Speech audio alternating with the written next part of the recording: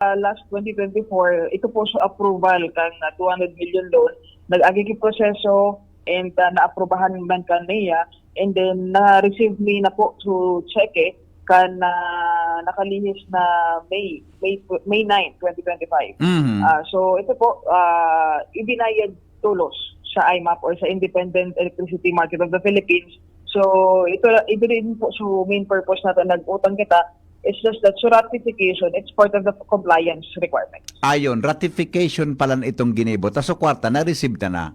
Opo, and in fact, sabi nga po ni EJM Bauxite, the reason why di kita napuputulan ng supply ng kuryente is nakabayad na kita sa power Opo. supplier. Sa itong pigbayadan ta, so napag-utangan din sa kuryente? Nag-supply sa Aleco? Ini pong pigbayadan takang utang is the IMAP. Ito po so IMAP.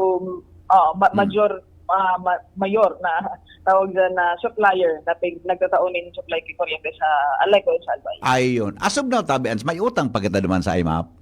As of now, bayad-bayad na kita, ma'am. Ay, very good. That's a good news. Bayad-bayad kita, sa IMAP. Pero, ang problema tango niyan, itong dati tang utang.